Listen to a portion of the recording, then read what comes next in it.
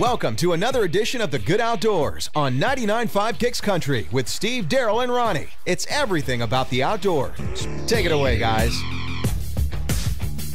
Good morning, Wednesday morning. That's what it is. Good Wednesday morning up in here in the Good Outdoors. Yeah. Hump Day. What's going on, Steve? Not much. Hump Day. That's you seen the commercial? It's the Geico commercial where the camel's walking around through the office. Yeah. And say, come on, you know what day it is? You know what day it is? He finally gets somebody to say it's Hump Day, and he goes, it's Hump Day. It's Hump Day. Come on, you can do it. What day is it? Come on, right. Darrell. That's funny. Darrell, what day is it? Hump Day. That was so funny, though. I like that. But it is. It's Wednesday here, 6/12/2013. Man, it got hot yesterday and gonna get hotter today. Yeah, there's a lot of moisture in the ground. If the sun does come out and beam down full force today, it's going to be brutal. They talking about 100 degrees today. Mm-hmm. And, in June. I say, yeah, in June. That ain't even July or August. It's June, people. You know, could be possible record-setting days. So, if you're in the Good Outdoors, be careful. Stay hydrated. Stay out of the sun as much as you can. Drink plenty of water. Plenty of water. Yeah, that's the key. Stay hydrated. You'll be okay. Can't stress it enough, you know. And there's people that have to work outside in this heat every day. And, guys, you know, I feel for you. I've had to do it. We'll have to do it again, I'm sure. But just stay hydrated, man. We care about our listeners. We want y'all to stay safe. But it's going to be, it'll be 80 degrees by 8:30 this morning. You know? Yeah, I think it was 75 on my car thermometer coming in. So yeah, it was muggy. When I opened up the door, it hit me like a ton of bricks. My air conditioner was running this morning. Set on 74, and it come on this morning. Where did the cool weather go? It seems like it was here and it was just gone suddenly, man. Yep, and I hope it comes back a little bit sooner this year, because it's going to be tough. Going to be tough out there, but you know, I saw something yesterday on the news. It was no, it was on Facebook. My brother-in-law shared it with me. It was as a phenomenon that occurs. It's not something that I guess is rare. I would say it doesn't occur a lot. But out of 3,600 drownings per year in the United States, 15% of them occur due to a phenomenon called dry drowning. Where you drown, you drown outside the water, and the case in point was a 10-year-old boy. They went swimming. He'd never been swimming before, but he had gotten in the pool, and evidently he had not swallowed, but I guess inhaled a little water or an amount of water, and but he was okay. He coughed a little bit and got out, and he kept playing, kept swimming, and then he got out, and they walked back home. He was fine.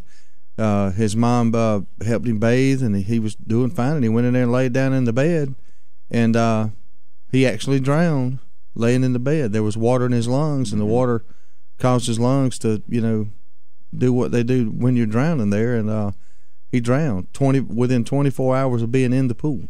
You know, I've heard, I'm not sure how accurate this is, but I've often heard that it only takes a teaspoon of water to drown.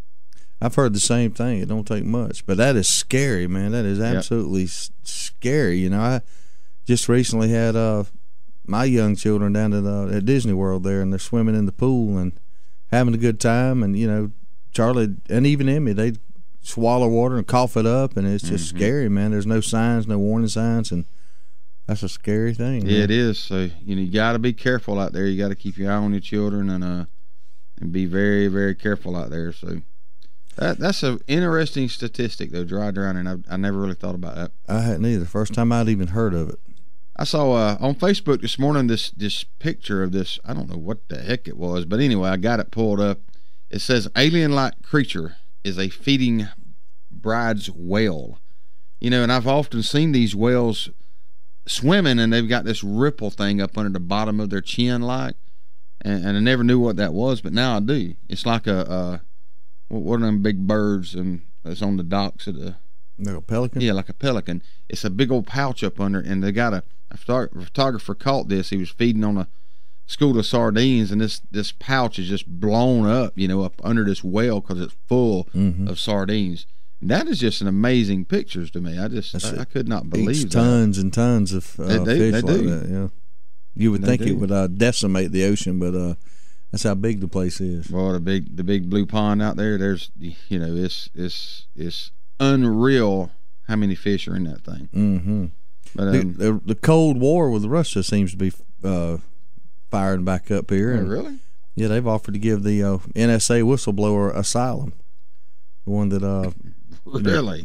Told everybody that the government was spying on our internet and phone records and all that. He's they're considering giving him asylum for in Russia. That's kind of, that ain't gonna help U.S.-Russia relations. No, that's kind of like a slap in the face. That, hey, come on over here. We'll support you. Yeah, and it's a controversial thing, and it is related a little bit to the Good Outdoors, because if you boil it down, if people are monitoring, the government's monitoring your activities, and they see that, especially with the gun, mm-hmm. you own gun and you hunt, and it's a way to keep tabs on you. Our social media, we sit here and talk about what we did this weekend. We pose with a big old hog that we mm-hmm. killed, or a big buck we killed, or a quail we shot at Southwind, and hey, it don't take a rocket scientist to know that we own guns. That's right. So they making a mark. So it's I sit here and I'm on both sides of the fence on this one. I almost look at the guy as a traitor, because he swore to do a certain job there, and yet I'm on the other side of the fence, because he's bringing to light and bringing to our attention that our government is spying on us, which we're protected against, and they want to bring him back, and he could get the death penalty for what he did. You know? And I'm on the fence on it too, and the reason I am is because I don't mind the government using whatever tactic is necessary, spying on a terrorist or whatever they have to do to catch a terrorist, to stop terrorist activity in the mm-hmm. United States, whether that's domestic or foreign. Mm-hmm. But there again, there's a line there. They can spy on, they can look at me, they can look at what I do all they want to, I guess, but I don't want them actually prying into my life and knowing every single thing I do and tracing my emails. But then again, I don't mind them tracing it to catch a terrorist. So it's a hard line for me. It really is. I could care less if they look at anything I do. There's a difference. I ain't got nothing to hide. There's a difference between looking into my stuff. I mean, if they look too far into my life, they'd be so depressed that they couldn't continue. But having said that, I don't care neither. There's nothing I got that I want to look at, but I don't want them to have access to my life, I guess. I don't want them to be able to just arbitrarily take money from my bank account, or or something like that. But I mean, we're all fooling ourselves if we don't think Big Brother's watching. They know exactly what we're doing. They have for years. Oh, yeah. This is something that just come to light, but I promise you, it's been going on for a long time. Oh yeah. What they ought to be looking at is like this woman in Chicago that's been arrested 396 times. Oh gosh. Yeah, she was arrested 396 times in the past 35 years, and finally been ordered by a judge to get mental health. That's somebody they ought to be looking at. That's pretty ridiculous. Why don't we put our energy into curing cancer, or something like that? Let's be positive. Why catching now here's something I would vote for. Scan everybody's email for pedophile activity. Oh yeah. You know what I mean? I don't care but I understand people's logic. That's spying. But I support it 100%. But still, it's just a fine line. Yeah, it's. I don't. If I can tell you like this. Instead of let me back up before you get started. Instead of spying on me and you to see if we're doing something wrong in that light, they are to monitor the people that are advertising the opportunities to do wrong. Maybe they should put more focus that way and leave the general populace alone. Do you really think I care if they have a terrorist in Guantanamo Bay, and they waterboard the sucker and they get information that stops a terrorist attack, or they use his emails and trace him to where he went? Do you really think I care? I don't, because he just saved a bunch of lives. Yeah, and then if I agree with you again, I do care if you spy on me and you keep track on how many guns I have and what I do. Well, here, the waterboarding and all that. There's a fine line there too. I mean, think about this. What if Caitlin's in here with us this morning. What if they are spying, and she says something that sometimes you can see something on the outside and draw a conclusion. Happened to us yesterday on a personal level.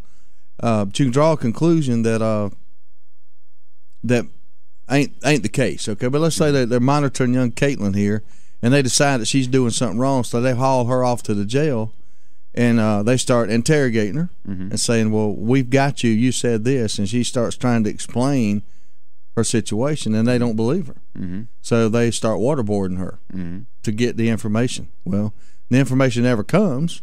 Because she was innocent. Because she was innocent. Now, after an hour of waterboarding, they say, you know, she's telling the truth. So we got to let her go.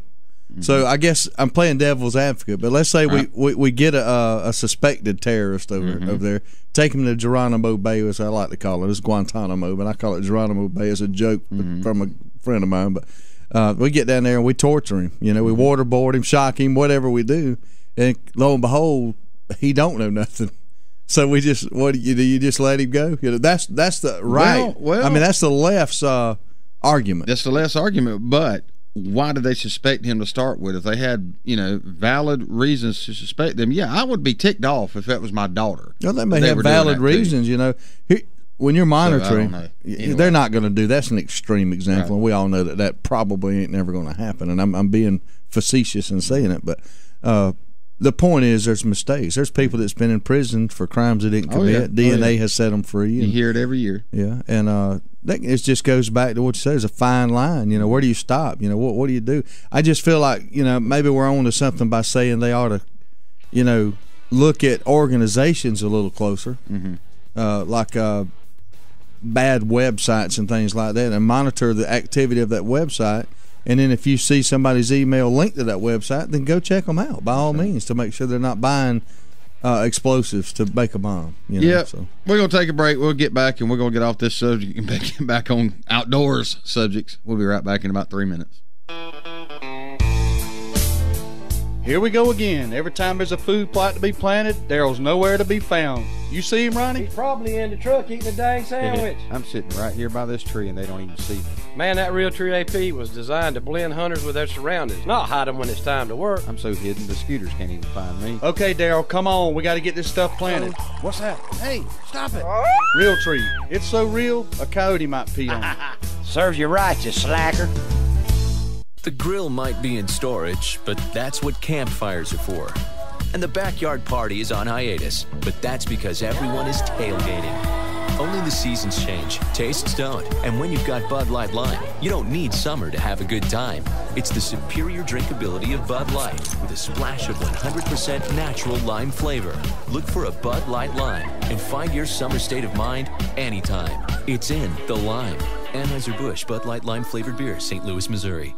What in the world is that noise? Sounds like the transmission's about to come out of my truck. Transmission? Sounds like Alien versus Predator under there. Let's get it to Ronnie at Eagle Auto Repair. Ronnie, I got a problem. Problem? It sounded like Superman fighting the Incredible Hulk. No, it was worse than that. Come on, man. This is for real. I ain't got the money to be fixing no big problem. Chill out, dude. You're at Eagle Auto Repair. You know we'll fix it right and as inexpensive as we can. We only use quality parts, and my guys are some of the best trained technicians in town. Yeah, but can they stop a fight between Godzilla and King Kong? Because I'm betting that's what they're going to find under there. Eagle Auto Repair. 321 Lakes Boulevard, Lake Park, Georgia. Jones Welding and Industrial Supply has been serving South Georgia and North Florida for over 3 decades. With 9 locations in the South, Jones Welding and Industrial Supply is a full-line distributor for all welding and industrial supplies. The Jones mission is to provide quality products at a competitive price in order to supply the best service available. Jones Welding and Industrial Supply has built a reputation for good, honest, old-fashioned service. For a location near you, visit www.joneswelding.com. Jones Welding and Industrial Supply is a proud supporter of the Good Outdoors.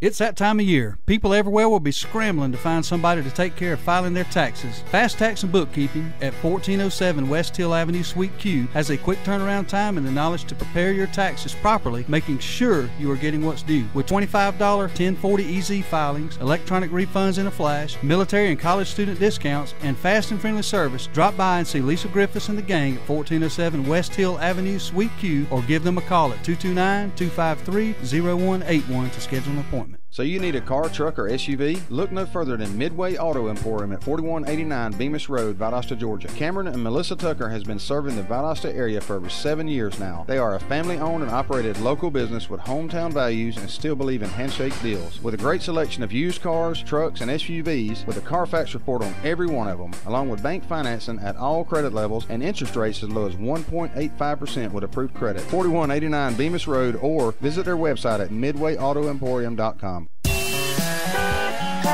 You're listening to The Good Outdoors with Steve, Darrell, and Ronnie on 99.5 Kicks Country. Now, let's get back to the fun. Welcome back this morning to The Good Outdoors. That's what I'm talking about. That's what I'm talking about. I was actually cruising along here, and I found where a Georgia man was paralyzed after rescuing a girl from a creek. Now, this is a sad story, but also, I guess maybe has a happy ending here. A man was paralyzed after diving into a creek in northwest Georgia to save a 4-year-old girl who was in danger of drowning. Fire Department Sergeant Chad King says 43-year-old Michael Patterson was visiting the creek with his son Saturday when the girl went underwater. They say the girl had been playing in the creek and appeared to step into a section of deep water. Said Patterson dove in the water and was able to rescue the girl, but hit his head during the dive and was critically injured. He was taken to the hospital, and doctors say the man is now paralyzed from the chest down. Good night. What an awful, awful thing. But he did save the 4-year-old girl, and so man, that's the ultimate. It is ultimate sacrifice. It is. It's the ultimate. When you sacrifice yourself in any manner for your fellow human being, that's the ultimate thing. That's tragic. I wonder if there's any prognosis for him. It doesn't say right now. We'll try to keep up with that. I'm sure there'll be a few more articles on it here and there, but it's the ultimate sacrifice. He gave his, basically gave up his life. He'd recently started a job installing sheetrock, and now he it looks like he won't do that again. But the silver lining here is he saved the 4-year-old girl, and I'm thinking about me in that situation, and being paralyzed from the chest down the rest of my life, would I do it again? And our answer would probably be yes. Well, I can tell you this much. Would be, oh yeah, no doubt. I believe it too. I'll tell you this much: if it was my child he saved, and he ended up in that situation, I'd do my dead level best to spend the rest of my life making sure that the man was taken care of. As a matter of fact, that'd be a great thing for the Good Outdoors community to rise up and check out and send donations to. So y'all check that article out, and then if you can help out. That's right. Oh man, that's tough, man. That's right here in Georgia, and we'll have to keep up with it and see how the man goes from here. The human spirit. I know everybody I know, to a man or to a woman. I can't think of nobody that I know that would not rise up in that occasion and throw caution to the wind and jump out there and try to save the little girl. That's just the human spirit right there. I don't know of too many people that outside of maybe somebody that can't swim or something that would. And I've seen stories of that. People that can't swim, jumping in and helping people and putting themselves in harm's way. And what a horrible story, man. That's depressing to hear that. Yes, it is. And then another one. Another horrible story, but it happens, and this is in the Good Outdoors, and it shows you how you need to be careful fishing. So the man goes missing after falling into White Rock Creek around Dallas, Texas. Been searching for the man on Monday after fishermen fell in the water, was not able to be found. They were fishing along the bank of the creek when one of the men fell in. The second man went in to rescue his friend, but wasn't able to find him. So there, you have to be careful. You never know, but we talk about it all the time. It's not just snakes out here, guys. You got to pay attention when you're outside doing anything. Yeah. And classic example here. This guy, he was fishing, walking along the creek, just like the guy that rescued the girl. He probably fell in and hit his head and was gone just that quick. And how many times? Think about it, guys. While you've been out there, how many times could that have happened to you? You or your friend or your brother or your cousin, your uncle, your dad, or your sister, daughter, whatever. How many times could it be that they could just go missing that quick in a body of water? And it can happen really fast. So be careful. I read yesterday or the day before. I'm pulling it up now, but there was a bear attack in Alaska. A black bear which is very, very rare, attacked and killed a man. 2 men were up there enjoying some fishing at a cabin, and the black bear attacked the man, and one of the men ran into the cabin for safety, but the other man it mauled and killed him. And the troopers came, and they could, it was hard for them to target a black bear because it's just so rare that a black bear would do it. That there's grizzlies and other bear in the area, and but it did turn out, and where they found the victim's contents in the bear's stomach, and they were absolutely positively able to identify the black bear as the attacker. And but this goes along with being careful in the woods. Thank goodness we don't have much of that problem around here, but snakes, rabid animals and things like that. You got to be aware. Just be aware when you're out there in the good outdoors on golf courses. We Cole Taylor and his friend Glenn and I played golf when we were in Crystal River here a few weeks back. All of us down there, and they one of them hit a ball over into the edge of the woods there, and they went over there and literally bent down to get the ball, and a big moccasin, cottonmouth, was laying there beside it. And if they hadn't been paying attention for things like that, someone that didn't, weren't woods wise or swamp wise, the guy used to call it on the old Okefenokee TV show, you could have bent down there and gotten bit by a cottonmouth on a leisurely day on the golf course. So just got to be aware of your surroundings, be careful. Swimming, wading in these rivers around here. It's really a wonder more accidents don't occur. One thing that Daddy always taught us, he was not afraid to take us to the river and let us go swimming and jumping in it. But we would always get out there instead of just running and diving in the river, even in a spot that we went to every weekend or whatever. We'd go out there and make sure that there wasn't no limbs or branches or stumps or anything that drifted into our little swimming hole that we didn't know about. He'd always make us get out there and check it. Before we went willy-nilly jumping in there like a bunch of madmen. And we're talking about up there at Futch's Ferry, the diving platform, same thing there. We'd get out there in the little diving hole. We'd make sure nothing had, during high rains or anything floated down in the river.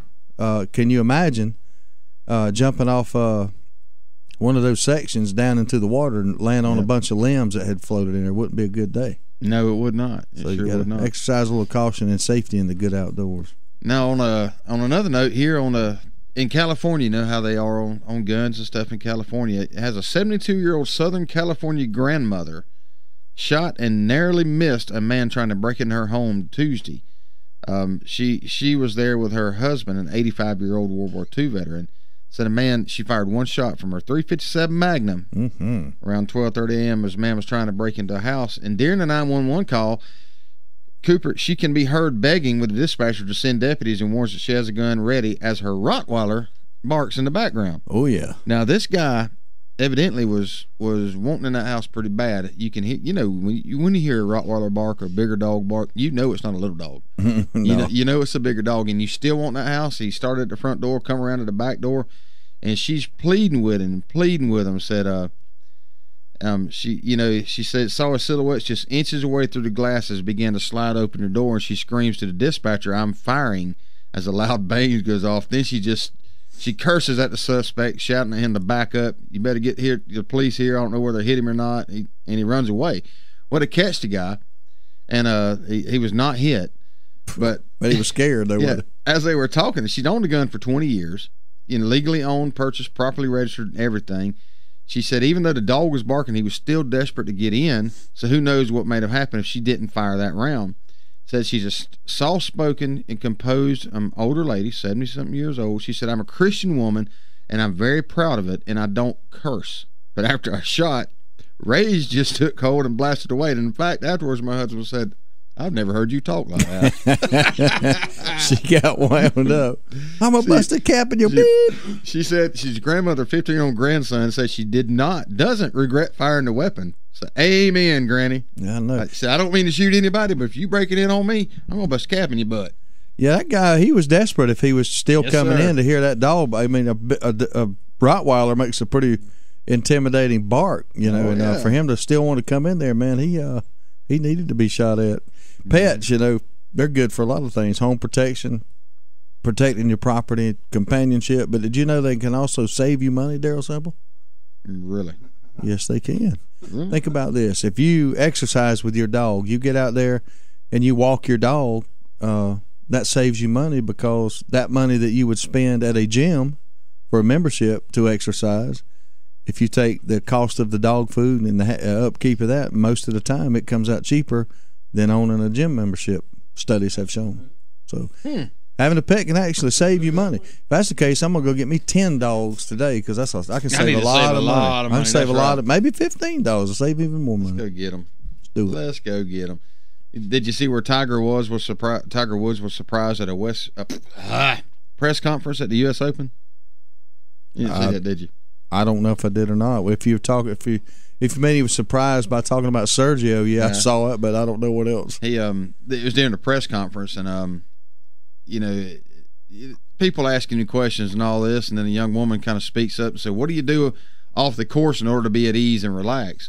And he was taken by surprise, because it was actually his niece that he didn't know was there and was going to be there. No, I did not see that. So it kind of caught him off guard, and he said, "Well, of course, we have a great crew at the house, and we're going to have fun." He began and started playing along with the joke, you know, and said, "Make sure your butt's at dinner at 6:30." So that's pretty funny. But they are entering their final day of practice at the U.S. Open, and tomorrow they'll be teeing it off, and everybody's waiting. We were speaking with the voice of Hunting is Good TV yesterday, Pat Hill. He's gearing up, getting ready for to watch it, and I would, you know, his theory, I wouldn't mind seeing it happen. That's a long, tight course, and it demands accuracy off the tee box, so it's going to bring a lot of players into play that you don't hear of it.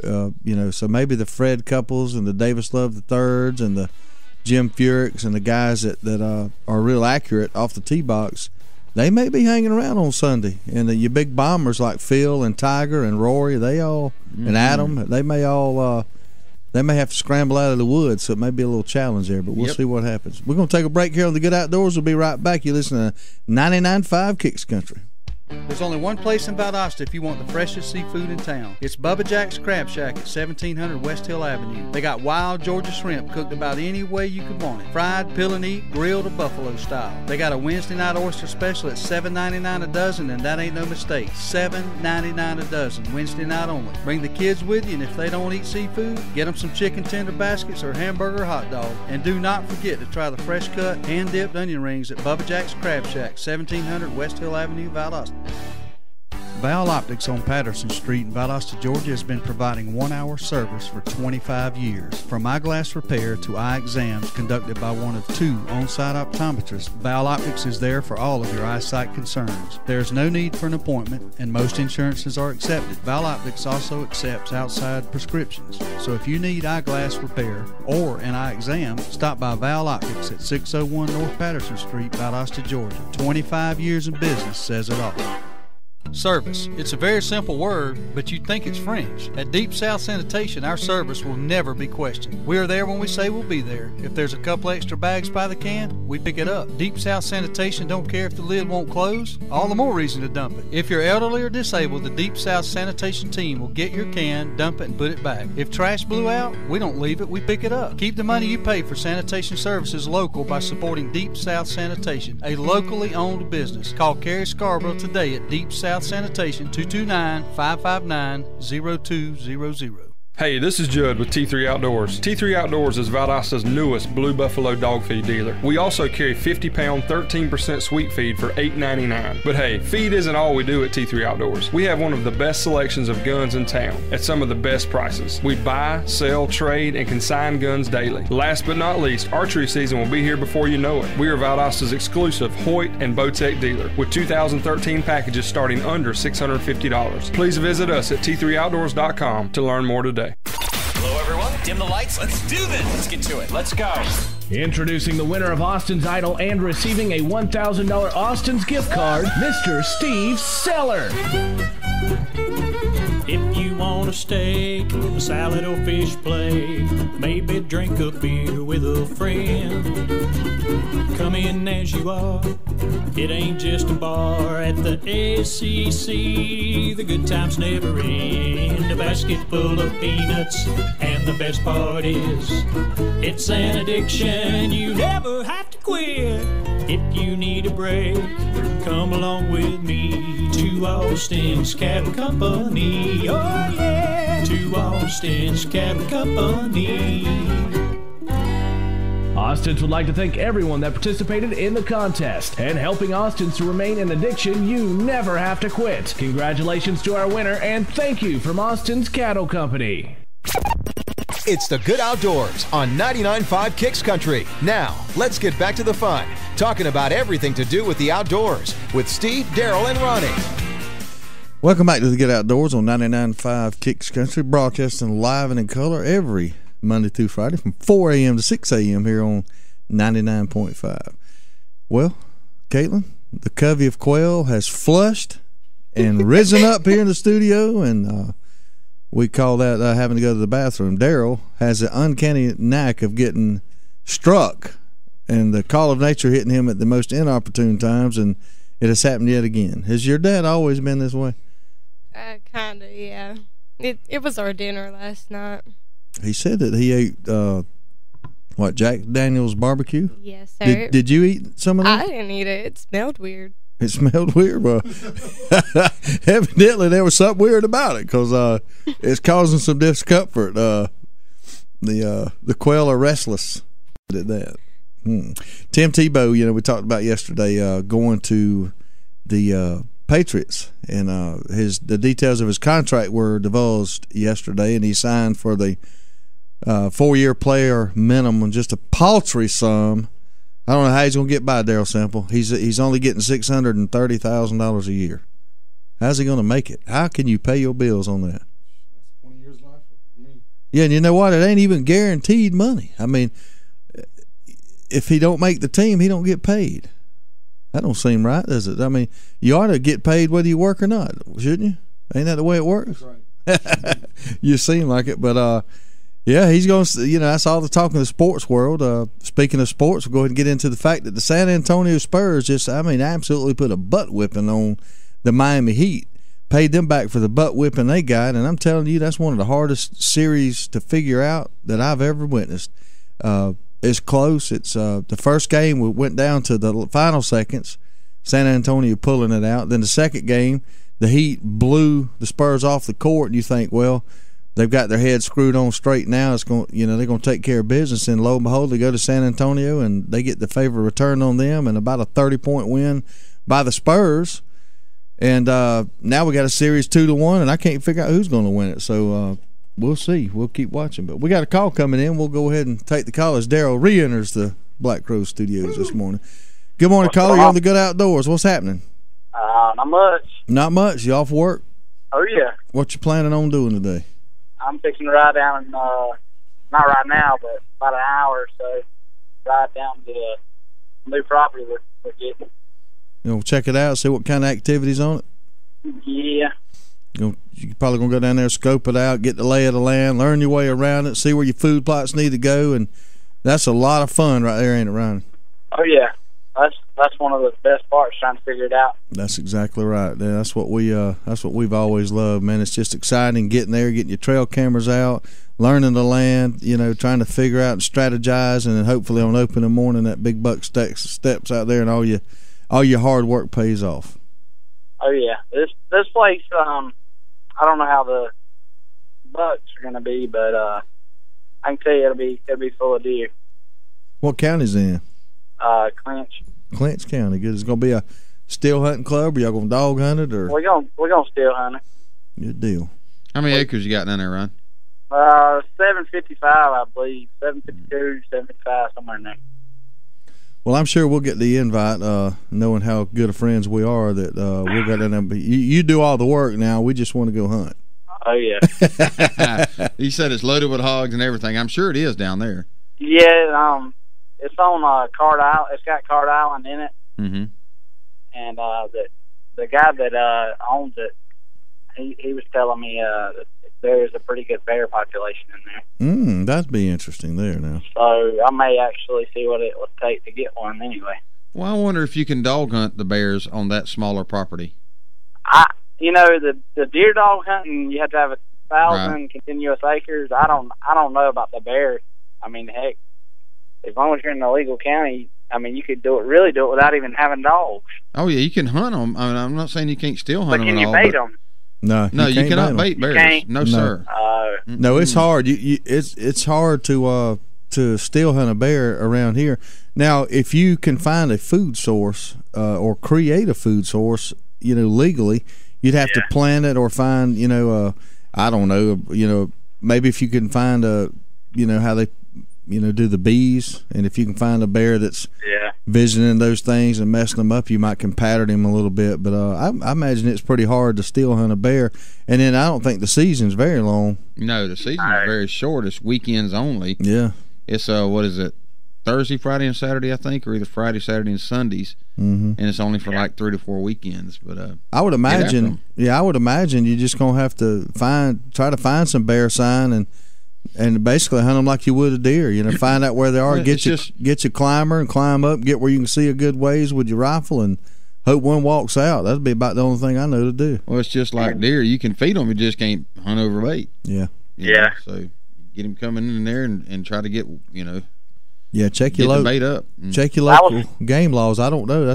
You bring up a good point. I don't know if it is legal to feed them, and you use the 200 yards and out of sight rule or something like that, then you can get you a barrel down there and fill it full of jelly donuts and see what happens. But I don't think you can. I don't think you can feed them. Not stuff like that. They may be visiting your corn feeder that you've got out for deer, and you can maybe you can hunt them somewhere.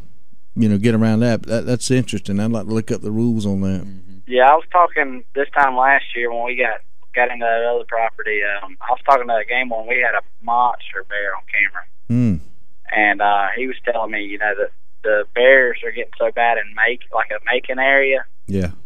That that they're getting out in the middle of these farmers' fields and just wiping out pretty much the whole fields of peanuts. Really? Yeah, he said it was pretty crazy. He's the biologist for the state, and he goes around and checks everything. Well, if they're doing that, I ain't got to tell you, that'd be a pretty easy hunt. Food plot of choice. Yeah, that's right. Put your stand up on the peanut field and wait. Yeah.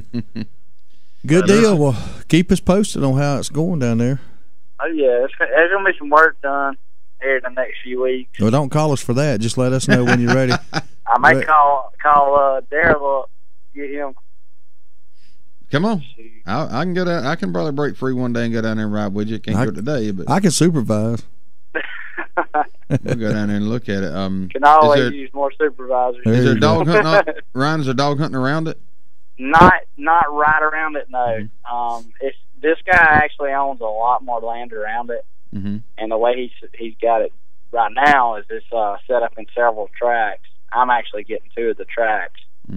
A 220-acre track and a 535-acre track. Okay. Good deal, man. Maybe you can, there's some good bucks down there. It's getting better bucks and better bucks every year. There's some good deer actually come out of Clinch County, Eccles County now. Yeah, I've never seen anything like in the 120s, or 100s. I've actually seen starting to push 120s down around the Okefenokee Swamp and all, where there's less hunting pressure. There are actually deer down there, approaching the 120-inch mark. Now it's very rare that you're going to see one above that. Yeah. But there's just the land, the minerals are just not in the dirt and don't support it. We're not far from Swanee River. Yeah. I mean, we're as close as I guess you could really get to the Okefenokee. Yeah. But typically in that area, there's a few. I mean, even on these dog hunt clubs, there's always a couple bucks a year killed in that area that are pretty outstanding for the area. Fine bucks. And most people really do not trophy hunt anyway, so it doesn't matter. The trophy is in what you want to kill, so it does not matter. Well, good luck, man. Yeah, the members we picked up so far, they kind of are the same way. They got kids. They want to let let their kids go out there, you know. And if you get into these high-end clubs, they kind of look down on you a little bit, you know. If you take a kid out there and he shoots a small buck, you know. Depending on the club, yeah, some of them right. Some of them are really strict about it, but like I said, you can take your kid down there, and you know, to a kid, that would be a blast. I remember when we were doing it, you know, when I was a kid, man, that was awesome. Those were the fun days of hunting. Oh, now, yeah. Don't get me wrong, it's still fun. I love it. I live and breathe it, but it's just back then it just seemed like it was a little more special, you know, when you could do that. It did. Yep, you're right. That's right. Appreciate the call in this morning. Yeah, man, we'll let you know how it looks. Okay. Maybe it'll be a little paradise. Hope so. Maybe it will. All right, buddy. We'll talk to you later on. See ya. Oh, yes. 229-253-0995 is the number to call. Yeah. And here's somebody calling. Good morning, caller. You're on the Good Outdoors. How are you? How y'all doing this morning, fellas? We're doing good. How are you? I actually have a question. It is pertaining to outdoors. Which one's the master mechanic there? Ronnie's actually out today. He's not here. What you got? Oh, you can ask me. I'll make something up. I was actually trying to figure it out. I know with air conditioning and all, you know, it's different type work with a vehicle. Yeah. With the humidity being like it is, will it make your vehicle actually run a few degrees different higher? Well, anytime the ambient temperature, the outside temperature, it very well can. If you're, you know, if you're sitting still, obviously it can, you know. And my truck's bad about it. I'm you know, I got an older model truck. If I'm sitting still somewhere running my air conditioner, you know, not being as tuned up and as good a shape as it should be, it will actually make mine run a little hotter. I've always found that the diagnostic readout coming from the flux capacitor underneath the hood of the car will detail all the information you need to know. I think that sounds like a good one. I think in theory, though, really, I don't think your car should run hotter, but I'm not a mechanic. I don't know. You can take it down to Eagle Auto Repair in Lake Park and let Ronnie never look at it. I really can't tell you, man. Yeah, I was just kind of curious. I didn't know. I heard y'all's advertisement for it. Well, you know, I can tell you like this. My wife, Michelle, she gets to drive the newer car, the better shaped car. She has a Honda Odyssey van, relatively new, in good shape, and I'm poking at her pretty hard because, you know, I have to drive an older model truck. She gets the good one. But anyway, hers doesn't. Hers runs just fine, same temperature, everything. You know, it doesn't, you know, it can sit there and idle. It's not good to let one sit there and idle with your air conditioner running, of course. Yeah, I let it run. It's a 2000 model, but I was just curious, because I let it run for like 30, 45 minutes just sitting there idle, and I'm actually an AC technician, but I work on houses and all. I was trained on vehicles as well, but well, you got to have airflow. You know, you got to have airflow through that condenser to cool it down some. So it's not good to sit there and let it build up all that pressure. Yeah, I actually lowered the Freon level. I recovered a couple ounces out and dropped the temperature in the block. That way, it's taking, you know, blow a little colder since the heat's supposed to be heating up a little bit. But I was actually trying to figure it out because I put some Hyperlube in, and the Hyperlube's not doing like it's supposed to in it. But I'm trying to estimate the humidity in the air. You know, it might be too humid to take it actually cool the air. But I don't know, man. You lost me. Yeah, that's it's like way over the Good Outdoors pay grade here, brother. I don't know. Hey, and that's the Good Outdoors for you. It's always a mystery, man. We'll make up something even if we don't know it. But all right, I will give him a call, and it's Eagle Auto Repair. Eagle right? Auto Repair in Lake Park, Georgia. That's right. All right, he might be able to tell me a trick. Yeah, he might be able to. Give him a holler, man. All right, man. I sure appreciate it. Y'all have a good morning. All right, appreciate it. Hey, we're going to run off to a break right here on the Good Outdoors. We'll be right back. I need one after that call. Need you both. With over 40,000 machines in the field, the pro's choice is Dixie Chopper. Be a pro. Buy a chopper. Built right here in America with one simple goal. Build a mower that cuts more grass and doesn't break when you use it. Be a pro. Buy a chopper. With Chopper's price, performance, and reliability guarantee, make the smart choice. Be a pro. Buy a chopper. We're running out of time. We're drawing the line. This is our battle cry. Huntin' is Good TV is an action-packed hunting show with a mission to secure our hunting heritage. Join Steve Nichols, Trey Weatherington, and Neil Armati each week as they hunt across the U.S. and Canada with pro athletes, actors, wounded warriors, kids, and regular old Joes who know hunting is good. Huntin' is Good TV airs on Pursuit Channel and is available on Dish Network Channel 240 and DirecTV Channel 604. For more info, visit huntingisgoodtv.com and follow on Facebook at facebook.com/HIG TV show. You can also use your high-speed internet connection to watch online by logging on to filmon.com at the airtimes posted on our website. And remember, hunting is good. This is our battle cry. Just a Mere Farm is a full boarding, training, and lessons facility conveniently located on Valdale Road in Hayhire. Just a Mere Farm offers a facility like no other in the area with many amenities to meet all your equine needs, whether it's riding, training, or boarding. If riding is your passion, Just a Mere has you covered with an indoor arena, a large lighted outdoor arena with an alleyway, a large jump course arena, a round pen for training, trails, and access to dirt roads. Private and shared lessons are available, so give Just a Mere Farms a call today at 229-460-2331. So, Dawson, is Dad still ill about you calling him out on his shooting ability? I don't think so, but I have seen him on the range a lot more lately. Dad always says practice makes perfect. That's what he says, but I don't think it works for adults. Why do you say that? Well, from the look of the scorecard, it's making it worse. Dawson, bring me some more shotgun shells. Okay, Dad. If you need some practice, come by Southwind Clays and Quail on the Quitman Highway just past the river headed towards Quitman. With a top-notch clubhouse, a 5-stand, sporting clays range, as well as a rifle and pistol range, Southwind has what you need to succeed. World-class quail hunting is also available with some of the finest bird dogs around. Dad sure shoots a lot. Yeah, if he keeps this up, Mom's gonna be mad. Why is that? Because he's spending all Mom's shopping money on shotgun shells.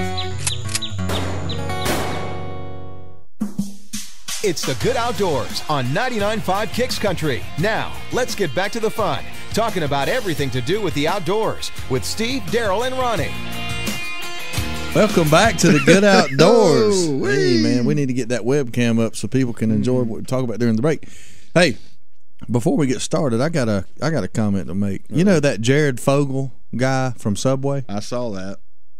I don't know if y'all listening read this article, but this cat, Jared Fogle, he's the one that you see on the Subway commercial talking about he lost a bunch of weight eating subs. Well, he's only known one job in his whole life. That's it. And that's working for Subway. He is the spokesman for Subway. He has been able to keep his weight off after all these years, but he has amassed a net worth of over $15 million. Being the spokesman for Subway, he goes around, endorses Subway. That's his job. He has a Subway Black Card, which he can go to any Subway in the United States and eat for free. He don't pay for his meals. They pay for all of his flights. He has a very sweet deal. And he's lost 225 pounds. He lost 225, and more importantly, he's kept it off. He's 35 years old. He's from Central Indiana, and his only claim to fame, his only thing he's ever done his whole life was lose that weight eating the sub sandwiches, and it wasn't a planned thing. He did it on his own. He ate the subs, he lost the weight, and just started telling people about it. Subway catches wind of it, and they say, hey, we're going to wrap an ad campaign around him. And they started. He's amassed a $15 million net worth, but he's made Subway way more money than that.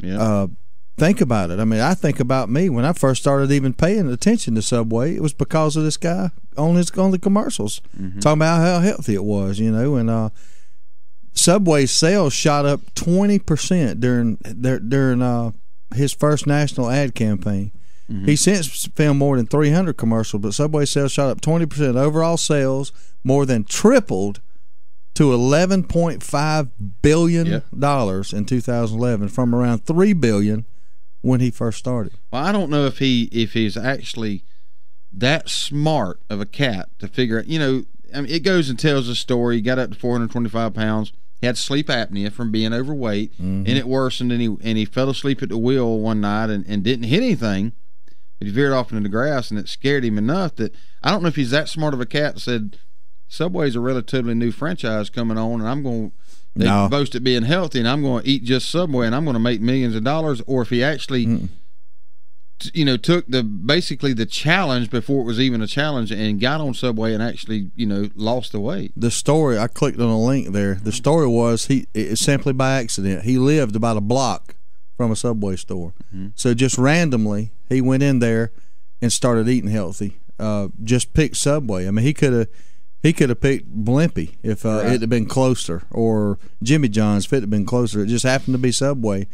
And think of, I mean, Subway and the shareholders, the board members, they owe a lot to this cat, and that's why they pay him and reward him so handsomely by, you know, sending him to these grand openings and stuff like that. You know, Subway's the largest food franchise in the world, bigger than McDonald's. I mean, there's more Subway locations by far than any other restaurant. It's not even close. So. Anyway, well, the turkey sub, which is his signature, is actually my favorite sub at Subway. So maybe I need to go in there and lose. I don't need 245 pounds. There wouldn't be nothing left. I'd actually. My problem is I'm not into sandwiches, man. I like a hot meal, and that's why I'm. Well, I mean, you can get it toasted, but it's still a sandwich. You know what I mean? And I just ain't into. I don't know. I just ain't a big sandwich man. I'm not a big bread man. That's a big thing. I'm kind of like our father was on that. He didn't eat a lot of bread. You know. Now let me tell you, buttermilk biscuits. You know, that's a whole other thing there. I had some buttermilk biscuits the other day. I actually ate breakfast and had buttermilk biscuits, and let me tell you, so they were good. I'm not a big bread fan either, and especially after last night. Guys, I ate some Jack Daniel's, what is it, barbecue last night. You actually bought it somewhere. We commented about that while you were taking your, while you were releasing the quail. That's actually twice I've ate that. My first and my damn last time eating it. I can promise you that. Yeah. It will happen again. Fool me once, shame on you. Fool me twice, shame on me. I mean, it tasted okay, but I'm going to blame it on that, and I'm going to leave it alone. It's not real good. The world's oldest person, we commented on him just last week, 116 years old. He passed away yesterday. Oh, really? Yep, and he was born the same year that the legendary aviator Amelia Earhart went down. Wow. 1897. Did he remember that? Wait a minute, he was born the same year she was born, not the year she went down. Okay. But I'm sure he did. He was actually he was still in, you know, he had all his mental faculties. He could carry on a very good conversation with you, and actually got around. You know, he could still walk. 116 years old. Think of the things that happened in that man's life. Television invention, computer, microwave oven. Just the things he's seen is you could name hundreds of inventions alone. I mean, you know, what can we, you know, look at what he can boast, the inventions he's seen in his life. The car. You know, for the most part, the car came along. Look where it's at now. Television came along. Computers. What we have, basically computers. What else? I mean, iPads and things like that. I think the microwave. Microwave. I think I wouldn't bet on it, but I think the microwaves, cell phones. What he has to boast is so much more than what I believe that we have. You know, I mean, we have the electric car. You know, we have that. Well, there's a lot of medical inventions that we don't even know about, but you know, the more popular inventions that are used by everyday life, you know, in your household, you know, the electric razor, electricity, you know. I don't even really know when electricity was made. Caitlin, do you know? Ben Franklin discovered it, but as far as the practical application of it, being in a house, surely came about in his lifetime. Right, yeah, you're right. So, see, he has a lot more, you know, to boast about than what we did. You know, I feel than what we have. Yeah, what do we have? We have computers. Don't get me wrong. We have computers. We have cell phones, And I guess the electric car, because it's getting a little more popular, these hybrids you see here and there. Well, the battery. The invention of the battery came along during his time. Yeah, that's a lot of things, isn't it? Yeah, and you think about it, he lived to see, or he can say this, he lived in the 1800s, the 1900s, and 2000s. That's hard to believe there. 3 different centuries there. That's pretty cool. And what year was he born? 1897. Wow. And, excuse me. And you think about the Cowboys. What's Billy the Kid? Yeah. Yeah, what year was he? I'm Googling it now. Excuse me. When did Billy the Kid die? He died in I just Googled it. You don't really know when he died. They seem to think that he died in 1881. That's the best guess according to this. So my point is, all the Cowboys and all that were dying out, Billy the Kid and what's that famous I don't remember Wyatt Earp and people like that. He was born on the tail end of them. That's how far back he goes. They were dying off as he was being born. Mm-hmm. So well, look at all the things that were invented. I pulled it up. 1897, the muffler, ice cream scoop, charcoal briquette. Yeah. All kinds of different things. Candy corn was invented in 1898. Well, I could have done without that personally, but really, I can't live without it. I don't like candy corn. Do you realize the remote control was invented in 1898? 1898. Yep. What did they need it for? I don't know. When was the TV invented? He gave the first demonstration of a boat propelling in water from a remote control in 1898. Oh, okay. Semi-automatic shotgun, 1898. Huh. I mean, there's so many things. I was thinking when you said remote, me and Caitlin looked at each other, I was thinking TV remote. The nickel zinc battery, 1900. Yeah. There's so many. Look at what he's actually seen. I guess you could do the same thing with what we had, the teddy bear, stuffed toy teddy bear, in 1902, the first one. The things he's seen is just unbelievable. The air conditioning, 1902. Yeah, first working television was invented in 1925. So, hey, we had the remote a good 25, 30 years prior to that. We were ready for that TV, buddy. We had a remote. 1903 airplane, fixed wing aircraft. Hey, we're going to take a break here on the Good Outdoors. Be right back. Attention Outdoor Nation. Adel Outfitters, located at exit 39 on I-75 in Adel, Georgia, has over 18,000 square feet of outdoor unbelievability just waiting on you. Specializing in a wide range of outdoor supplies for everyone, including hunting, fishing, shooting, kayaking, camping, Little League, clothing, knives, boots, you name it, Adel Outfitters has it. They also have that personal one-on-one attention that you just might not be getting from some of the big boxes, and Adel Outfitters has a whole lot less overhead, so you'll be surprised at the deals. So come see us now at Adel Outfitters, exit 39, Adel, Georgia. Woo-wee! Sweet Tea's Smokehouse on South Hutchinson Avenue, Adel, is the bomb. You ain't had good old South Georgia barbecue if you ain't been to Sweet Tea's Smokehouse. Ribs, chicken, pork, beef, good grief, this is some fine eating. And it ain't called Sweet Tea's for nothing. Ice cold sweet tea and good old barbecue plate with all the trimmings is what living in the South is all about. Head up Highway 41 north towards Adel. Swing into Sweet Tea's Smokehouse for lunch or dinner. Great southern barbecue like it's supposed to be. And don't forget some of that fine Brunswick stew. Woo-wee! Wow, look at Bob trimming the grass. He's so fast. Yeah. I know, and that mower is so big. And it's got a huge deck. And it cuts the long grass with deep roots so easily. Yeah, Bob's a bad boy. When you want to cut grass like a champion, get yourself a Bad Boy mower from Nashville Tractor. Nashville Tractor carries an exclusive line of Bad Boy zero-turn mowers. See them now at Nashville Tractor in Valdosta and in Nashville. The grill might be in storage, but that's what campfires are for. And the backyard party is on hiatus, but that's because everyone is tailgating. Only the seasons change, tastes don't, and when you've got Bud Light Lime, you don't need summer to have a good time. It's the superior drinkability of Bud Light with a splash of 100% natural lime flavor. Look for a Bud Light Lime and find your summer state of mind anytime. It's in the lime.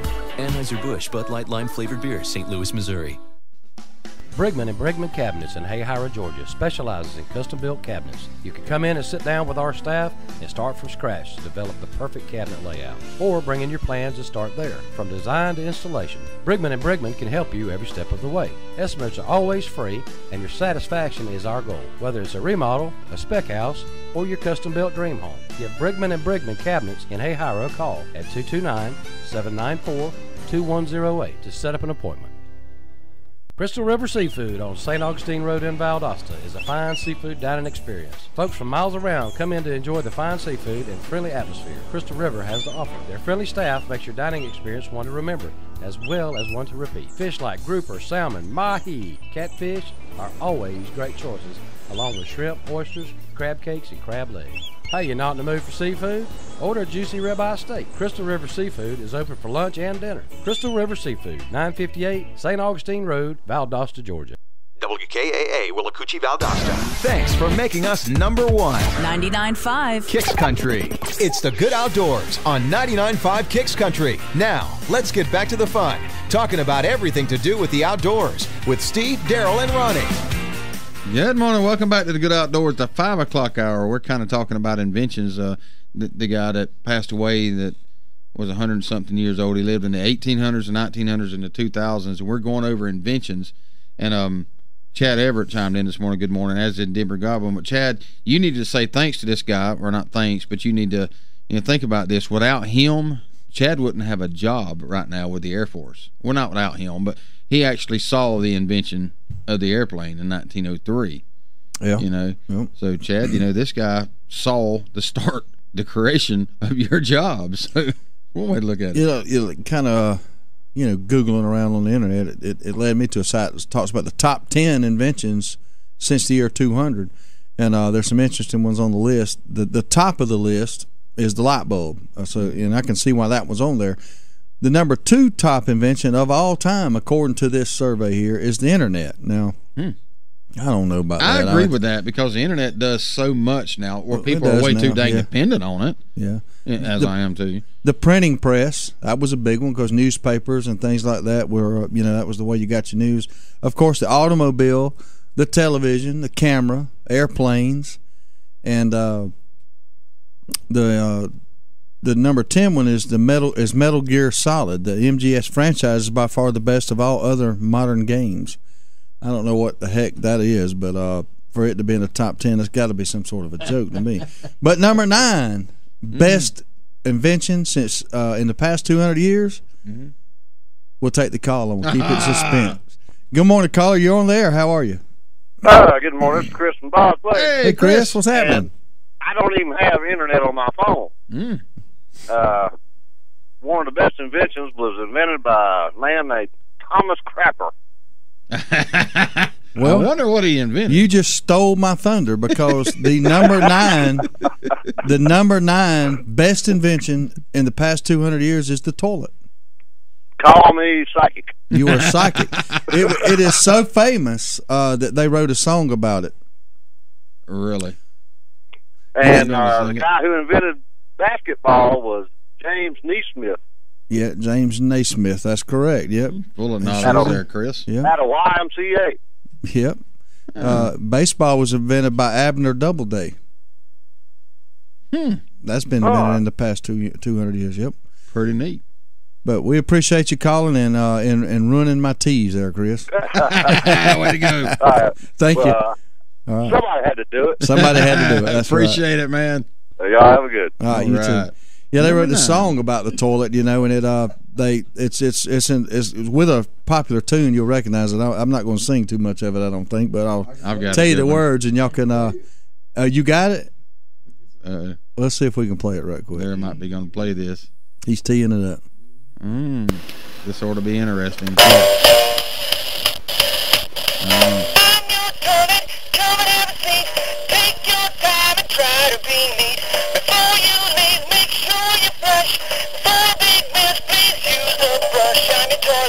Okay, you can cut that. That ain't the same tune I'm talking about. I used to sing one going around the house. I don't know if Kate this one goes, first I had no toilet, I was petrified. Kept thinking I could never live without toilet by my side. But I spent so many nights thinking how you done me wrong. I grew strong. I learned how to wipe on my own, and so you're back. Anyway, it goes all like that. Go on now, flush out the door. Anyway, that's all. The one I used to, Caitlin, do you remember what I used to sing? Do. What I sing? I'm not saying it's a Willie Nelson hit, on the road again. On the commode again. Just can't wait to get on the commode again. Yeah. You were singing that this morning. Oh Lord, wasn't it? That's that Jack. You Daniels. weren't singing it. You were screaming it. It's that Jack Daniels. I don't drink liquor, so it's not. It's not a liquor drink or nothing. But it's Jack Daniels barbecue. It's cool. They serve it at what's that? One of these restaurants, Chili's or TGA Fridays at Jack Daniels. It tasted good. Don't get me wrong, but it just does not sit well with me. No, it's one more reason to use the one sauce. Mm-hmm. That don't hurt you. The Slinky. It was invented in 1943, but. I got a quiz question out there. Oh. What was the big thing that happened in 1945, the invention in 1945? What was it? The big atomic bomb, I would guess. There you go. The atomic bomb. Hiroshima and Nagasaki wish that one had never been invented. And the microwave oven in 1946, the Frisbee in 1948. So the microwave, 1946, was invented not in my lifetime, because I'm not that old. Dr. Percy Spencer. And Velcro. God, who could live without Velcro? Velcro was invented by NASA. 1948. Nope. A Swiss mountaineer called George de Mestral was out walking through the woods. He returned home covered in burrs, the plant seed sacs that ordinarily cling to animal fur, and also attached themselves to his clothing. And he picked them off and realized it was possible to use this principle to make a fastener to compete with the zipper that was made in the 1800s, by the way. So he got to work on it. How about that? By the 1950s, by the end of the 1950s, and it was invented in 48, textile looms were churning out 60 million yards of Velcro a year. Wow. And it's still popular to this day. That's just crazy. That is crazy. And then we could have done without this one in 1950, the first credit card. Yeah. A lot of people could have done without it. We could have done without that. The telephone was invented in 1876, so it goes back a lot further than I thought. Yeah, it does. And first McDonald's, 1954. We could have probably done without that too. Saved a lot. I needed to do without it. We'd all look like Jared if we had not had McDonald's. I mean, I ain't gonna say any more about that. The computer mouse was in 1963, so the computer's been around that long, really? Oh yeah, the actual first computer was invented longer ago than you think. And now the internet was thrown around in the 80s, I think. Well, you'd have to ask Al Gore. Yeah, he's the one that invented he's the one that invented it, wasn't he? Mm-hmm. I think the internet was come out in the 80s, actually thrown around for the first time in the 80s. The Apple Macintosh was 1984, Windows operating systems 85. So yeah, that's something that World Wide Web Protocol was 1990. Yeah, there was actually a computer, believe it or not, invented, the one of the first known operating computers in 1822. Really? By Charles Babbage.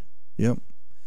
Now, what you got when you're thinking about these things is the question to ask really is not when it was invented, but when was it first put into mainstream practical use? That's really the question, because the government, the military, and things like that, they invent small things and use them themselves for many years before they ever are released. What happens is they become topped and something better comes along, so they release that technology. It's the same principle that we sell weapon systems to other countries. We don't give them the good stuff. You know what I mean? Well, we give them good stuff, but we don't give them the best. Is the point? What in the world was that?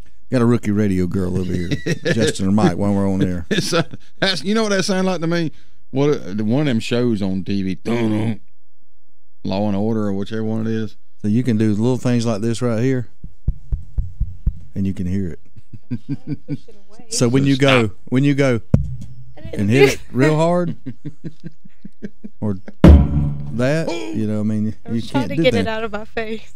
People hear that on the other end of the radio. So be quiet over there. I'm sorry. Oh, man. 229-253-0995 is the number to call. If there's a comment on an outdoor invention that you can think of that you'd like to comment on, that would be good. I can think of one off the top of my head that was probably set the the deer hunting industry on its head when the first climbing deer stand was invented.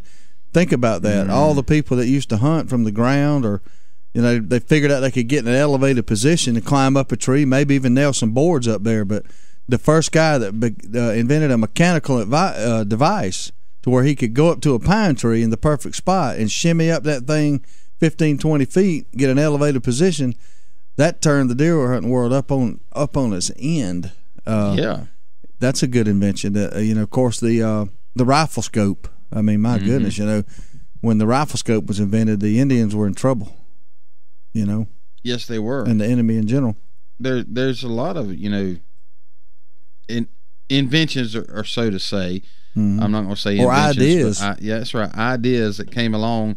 I mean, you think about what people used to do in the old days. What did they ever use a grunt call? No, I don't think they did back in the 1800s, because they hunted for meat. They didn't care.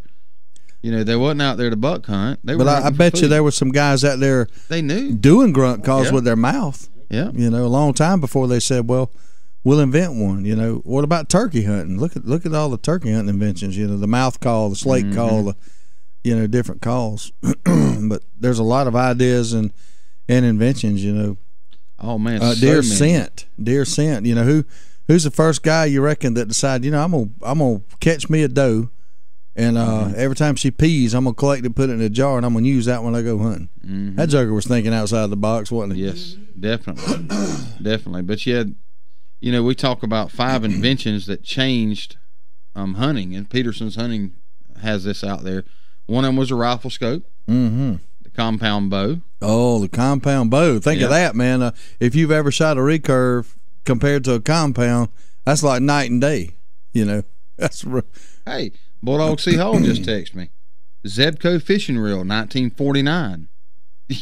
Really? Yeah. I would have thought that would have been around longer than that. 1949. The repeating rifle is another invention that changed hunting. That Zebco fishing reel, that's pretty neat. When was camouflage invented? As far as for hunting, Oh man, I don't know as far as commercial marketing, but I mean Indians were using camouflage, But inventions that changed hunting is actually camouflage, and they say it was in the 1970s is when it kind of come out, I guess, to be capitalized on. That's a little bit arguable too as far as deer hunting, because deer can't really see like we can, so the camouflage is not that important. I don't know, that's a weird one. And the Baker tree stand, as you mentioned earlier. The Baker was the first one? Yep. Well, I actually own several Baker tree stands, so that's how old I am. Out of where? Out of where? What do you mean? Valdosta, Georgia. Really? Baker Manufacturing Company of Valdosta, Georgia patented their first Baker tree stand in 1969. Sure did. How about that? Yeah, I knew that. I know where the plant used to be. Well, it was on a hill. Down there. Okay, Industrial Park. Yep. Hey, we got to take a break. We'll be right back here on the Good Outdoors. Thanks for listening, everybody. Service. It's a very simple word, but you'd think it's French. At Deep South Sanitation, our service will never be questioned. We are there when we say we'll be there. If there's a couple extra bags by the can, we pick it up. Deep South Sanitation don't care if the lid won't close. All the more reason to dump it. If you're elderly or disabled, the Deep South Sanitation team will get your can, dump it, and put it back. If trash blew out, we don't leave it, we pick it up. Keep the money you pay for sanitation services local by supporting Deep South Sanitation, a locally owned business. Call Carrie Scarborough today at Deep South Sanitation, 229-559-0200. It's that time of year. People everywhere will be scrambling to find somebody to take care of filing their taxes. Fast Tax and Bookkeeping at 1407 West Hill Avenue, Suite Q has a quick turnaround time and the knowledge to prepare your taxes properly, making sure you are getting what's due. With $25 1040 EZ filings, electronic refunds in a flash, military and college student discounts, and fast and friendly service, drop by and see Lisa Griffiths and the gang at 1407 West Hill Avenue, Suite Q, or give them a call at 229-253-0181 to schedule an appointment. SWAT Graphics, located at 300 South Toombs Street, is the area's #1 graphic design service company. Specializing in graphic banners, stickers, signs, and design, SWAT Graphics can help from concept to completion. If you have a design idea for a company logo, SWAT Graphics can bring it to reality. Maybe you have a logo and just need it placed on a sign, sticker, or banner. Whatever the case, stop by SWAT Graphics at 300 South Toombs Street, Valdosta, or give them a call at 241-9185. SWAT Graphics, proud sponsor of the Good Outdoors. Hey, this is Judd with T3 Outdoors. T3 Outdoors is Valdosta's newest Blue Buffalo dog feed dealer. We also carry 50-pound, 13% sweet feed for $8.99. But hey, feed isn't all we do at T3 Outdoors. We have one of the best selections of guns in town at some of the best prices. We buy, sell, trade, and consign guns daily. Last but not least, archery season will be here before you know it. We are Valdosta's exclusive Hoyt and Bowtech dealer with 2013 packages starting under $650. Please visit us at T3Outdoors.com to learn more today.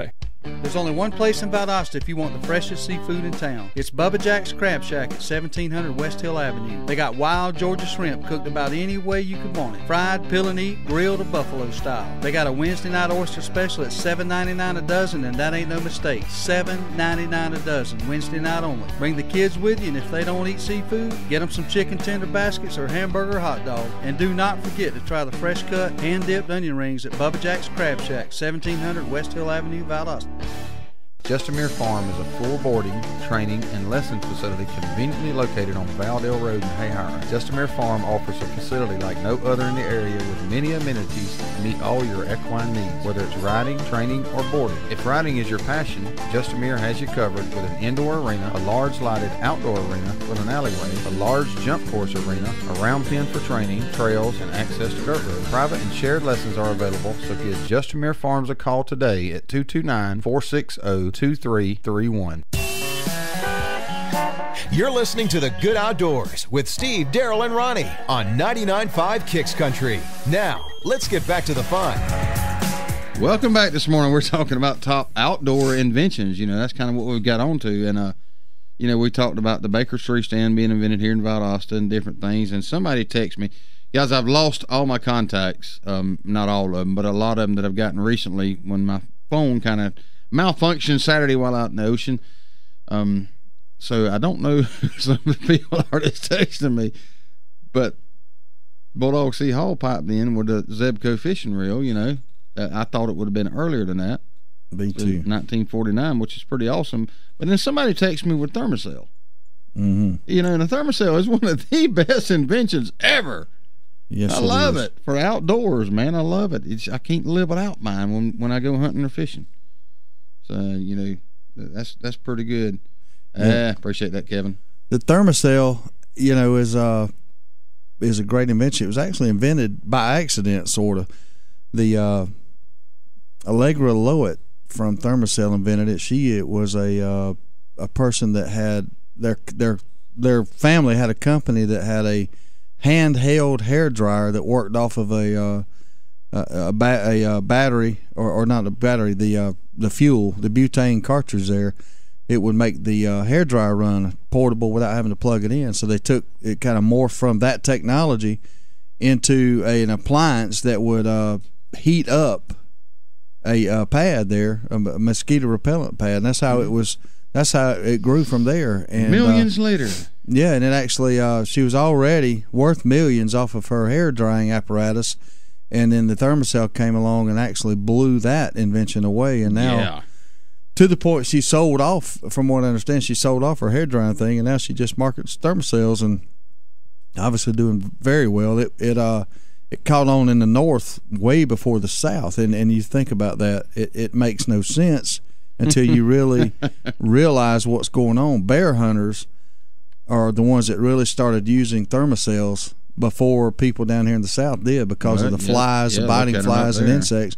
And you don't think of mosquitoes being bad up in the frozen areas of Canada and Minnesota and the UP of Michigan, but they're horrendous, and they're big. And you don't want to get bit by a mosquito in Minnesota. It's about 3 times the size of the ones down here, and you can feel that needle going in you very easily. So Thermacell, great invention. Back on the fishing thing, I wonder when the trolling motor was invented, because that was a revolutionary. I don't know, but I can tell you when the fishing hook was invented. Right now, that's got to be a long time ago. 1877. I would have thought it'd be way sooner than that. Let me rephrase this. The way this reads is, today's anglers have Matthias Topp to thank for all the proliferation of fish hooks on the market. In 1877, Topp was working for Hans Mustad and the O. Mustad and Sons Company, and he was known as an expert hook maker, and his products were in great demand. So the hook was around before that, but you know, he actually came up with the way to make them faster. And I don't know about trolling motors. You'd have to Google that one and see. I did, and they were invented in 1934 in Fargo, North Dakota. Really? Yeah. That's some other things. You would think that some of these things would be invented closer to bigger bodies of water, but that's pretty cool. But in 1934, the gentleman invented it using a starter motor from a Model A Ford. He added a flexible shaft and a propeller, and because his manufacturing company was near the Minnesota-North Dakota border, he decided to call the new company Minn-Kota. So dang. Pretty cool. Yep, that is good. 229-253-0995 is the number to call if you got anything on your mind, wondering when something was invented or how it was invented. You know, while we're right here, and we got 3 guys on the crack research team, we can look up some information on it possibly, and and see what's going on. Outboard motors. Yeah, when was that invented? I'm gonna check that out. That's mass-produced boats. You know, boats have been around since the Indians. You know, they used boats, and people used, you know, Noah. I mean, look at, you know, boats have been around a long time. Yeah, but the modern invention of the fishing boat or speedboat, you know, mass production would be a good one. Yeah, I'm looking that's at a fishing good inventions. question. You know, question. Different fishing inventions just been out there, and I'm kind of looking at a few of them. Electric motors, monofilament line. The first outboard motor was invented in 1887. It was steam powered. Steam powered. The first company to produce an outdoor motor, according to this, was American in 1896.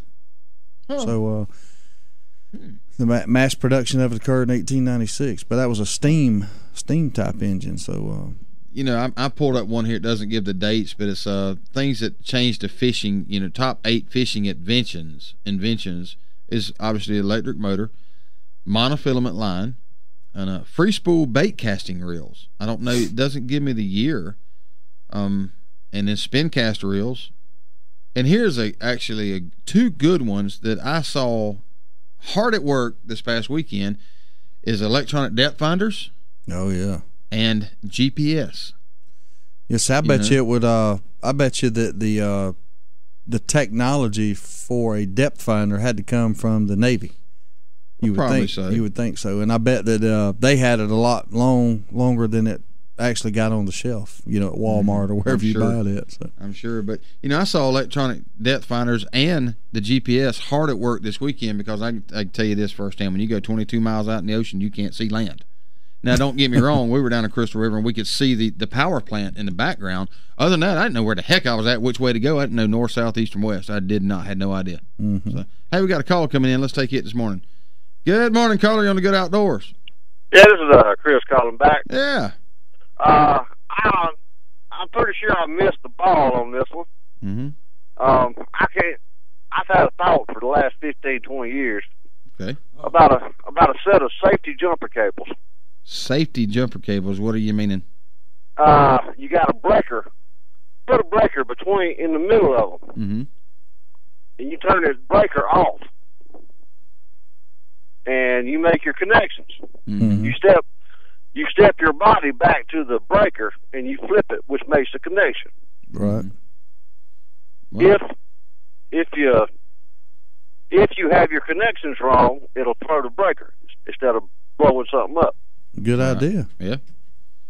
Pretty good idea. I mean, you know, it might, you could probably make some money with it eventually, but you know, that's why they have them color coded so people don't make that mistake. But I've seen it way too many times. Yeah, but the color coding is on the battery end of it. You know, under your old car, you can't tell. You know, or some people don't even know. I can tell you this right here. I believe you can make millions off of that, Chris, and I'll tell you how you would do it.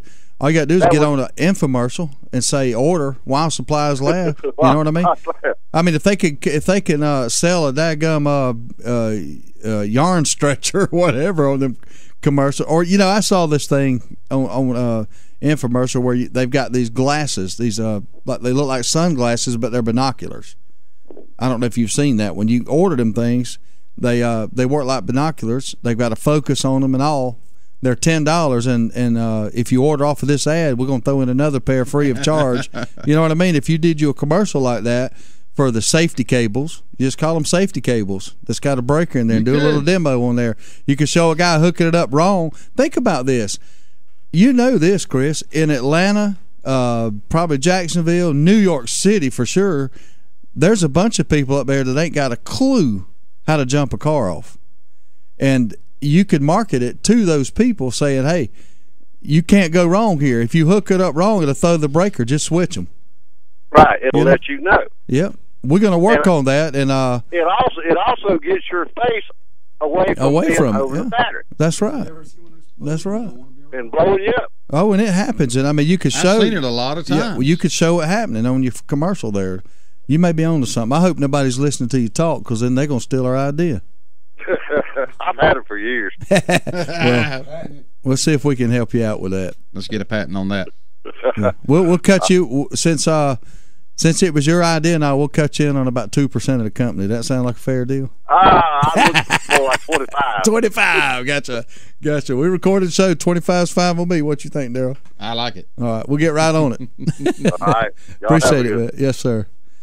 That's funny. That's pretty good. I think it's a pretty good idea. Well, whether someone, obviously a mechanic would think that's something you don't need. Mm-hmm. But the average person, like Caitlin here, let's say, or Alexis just started driving. Mm-hmm. She don't know nothing about jumping a car off, more than likely. So you could buy her a pair of safety cables, and you'd never have to worry about her blowing herself up because you got the breaker in there. Yeah. There's a market for it. There's a market for it. You're right. They already got them? They already got them, Chris. Our crack research technician, Darrell Sample Jr., is jumper cables with surge protection. Got smart jumper cables with surge protection. There goes our $1 million, Chris. It was a great idea, but somebody's got it. Just like every other idea I've had. I'm depressed now. Yep. What about talking about fishing, when the life jacket was invented? No. The life jacket was invented in 1765. It was first made out of cork. How about that? That'd be kind of hard to wear. Yeah. Created a cork vest to be worn by lifeboat crews. But look at how far they have came. Oh, yeah. Now you got very light foam. One of the things that's talking about, the cork one was very hot. And then they morphed it to a one with kind of some sails in it to make it cooler. But it's went from a cork to high-density foam now and stuff like that, lighter weight and breathable and things like that. So we're going to take a quick break here on the Good Outdoors. You're listening to 99.5 Kicks Country.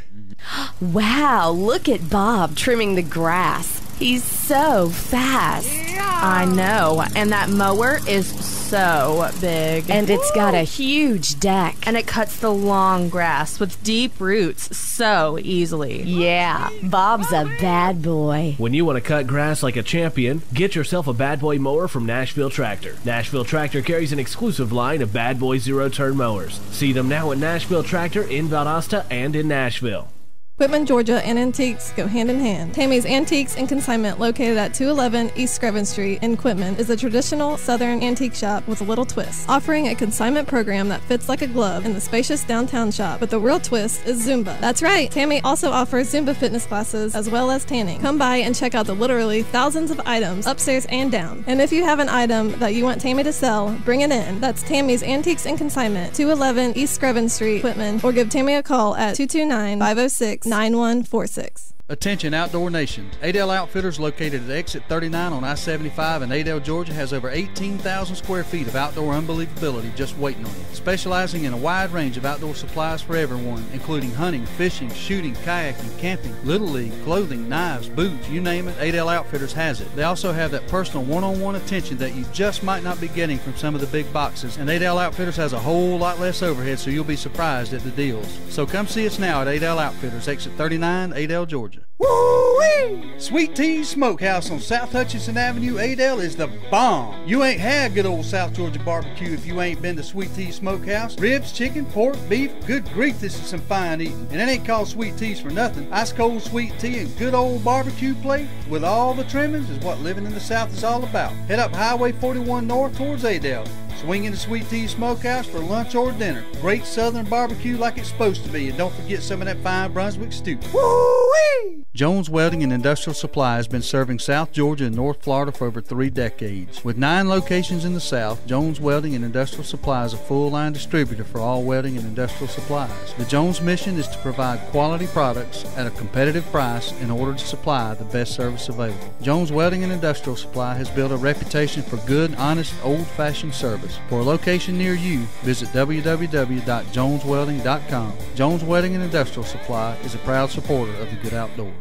Service. It's a very simple word, but you'd think it's French. At Deep South Sanitation, our service will never be questioned. We are there when we say we'll be there. If there's a couple extra bags by the can, we pick it up. Deep South Sanitation don't care if the lid won't close. All the more reason to dump it. If you're elderly or disabled, the Deep South Sanitation team will get your can, dump it, and put it back. If trash blew out, we don't leave it, we pick it up. Keep the money you pay for sanitation services local by supporting Deep South Sanitation, a locally owned business. Call Carrie Scarborough today at Deep South Sanitation, 229-559-0200. You're listening to The Good Outdoors with Steve, Darrell, and Ronnie on 99.5 Kicks Country. Now, let's get back to the fun. Welcome back this morning to The Good Outdoors. We got to cover the weather right quick. I think it's like 74 degrees outside right now, and as humid as it can be. Today's high could possibly reach 100 degrees. With only a 20% chance of rain. Low tonight of 76, high tomorrow of 98 degrees. And we have a little bit of cooling trend down Friday and Saturday to 95. So, yeah, man. And possibly 94 Sunday, so getting a little cooler. We got a call coming in. Let's take it. What's up, Chuck? Hey, guys. What's happening? Well, I don't know. What you up to? Just listening to y'all's inventions. Yeah. A lot of them, ain't they? Horseshoes. Did y'all do that one? No, we didn't, but that's a good one. That's 2,000 years ago, Romans throwed iron rings playing quotas, a game called quotas, and it caught on so fast, and in England, it spread so fast, and in England, in the Middle Ages, they couldn't find the ring. They didn't have the ring, so they started using iron horseshoes. Wow, be doggone. So you're actually saying when the game horseshoes were invented. I wonder when actually horseshoes were invented, because they had to come along before the game, I guess. Well, I guess they probably came along. They had to, because they had a horse. Well, they made it. If they called it horseshoes, if they called the game horseshoes, you would think they'd came first, but actually they could have come second. Yeah, if you think about it, just depending on how you look at that, I guess, huh? Well, I thought that was pretty cool. 2,000 years ago. Well, the game cornhole was invented by Bulldog C. Hall in Nashville last year. We've actually played that at a picnic. They having a big cornhole tournament June 15th over at Cadillac Ranch. I'm gonna try to make that too. I want to too. I've been thinking about it. I saw on there where somebody on my Facebook, I'm sure they're friends with Bulldog too. I can't remember who it was, but they're planning on attending. I clicked on there and said I plan on attending because I do. I wouldn't mind going to watch it, but I'm not going to get involved in cornholing. I'm going to be honest with you. Chuck, do you? Never mind. No, they don't want to go there. Now, where's the Cadillac Ranch? This is Nashville, Georgia, man. You don't know where the Cadillac Ranch is in Nashville, really? Come on, Bruce. I ain't from here. Well, Bruce Springsteen sung about Cadillac Ranch a long time ago, man, back in the 80s. Okay. Well, I ain't been here since 2000, so you got to give me some slack now. Yeah, but Bruce Springsteen's been along way before 2000, so that's no excuse. All right, guys. Well, y'all take care. Have a good day. Appreciate it, man. See you, man. I was just Googling here, or looking at, not Google, but the Yahoo News feed, or Fox or something. Anyway, see an interesting story where a man, he's a lobsterman up in Maine, and his boat went down. And he swam to an island off the coast of Maine and saved himself. Really? Well, that's not all that It's a good thing, but the eye-catching thing is the man was 90 years old. Wow.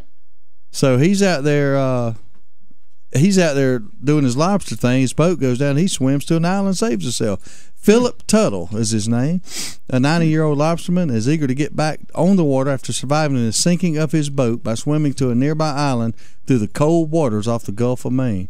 The waters were 50 degrees, and after the boat filled up with water and sank, he ended up having to swim only 20 to 30 yards to Hen Island, but 20 to 30 yards, 50-degree water, and 90 years old. Wow. That's like me and you going down and having to swim a mile. Mm-hmm. You know, or actually you going down and having to swim 500 yards, me a mile. Caitlin probably 3 miles. Man, I tell you what, 90 degrees. That's 90 years old and 50 degrees. That's just 50-degree water is cold. You ain't gonna last long out there in that. But I bet he was shivering when he got on the shore. But man, good job to get out of there. Some of the another great invention that we've seen is the rangefinder. The rangefinder, yeah. I mean, for bow hunters especially. Yes, sir. You know, that is a good one there. Outdoor inventions in general. You know, just think about what we've seen. We've seen the modernization of the grill. Mm-hmm. You know, it's coming, and how easy it's actually taking hold now. You know. Yeah, you got different. I'll tell you, there's an invention, and I'm going to tell you a little bit about it. We picked them up as a sponsor on the TV show.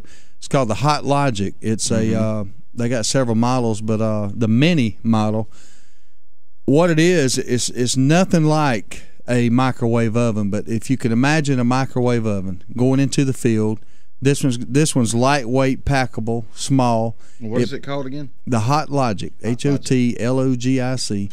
You plug it into a cigarette lighter, and it cooks. Well, it doesn't cook like a microwave. It cooks based on the density of the food. You can put a couple of strips of bacon in there. You can put an egg in there. You can put some other thing in there. Plug it in. Head to your deer stand and hunt. And when you get back to the truck, you got a fully cooked, hot, warm meal. That's the mini. And the 800 series is designed. It's big. It's designed to go in your house, sort of like an oven. It's that big. But think about this. What I'm about to tell you. You can set the thing in there. You can put your meal in there right out of the freezer. Okay. You can put it in the thing at night before you go to bed. Much like you set for you coffee drinkers that set your timer to go off to brew your coffee at 6 a.m. in the morning or whatever time you get up. Think along these lines. You put your food in this oven. It's got 8 racks, okay? You put your pot roast on one shelf. You can put your gravy on one shelf. You can put your beans on one shelf. Other vegetables that usually take different cooking times. You can put them all in this Hot Logic oven. It's not an oven, but I'm going to call it the Hot Logic oven. And turn it on.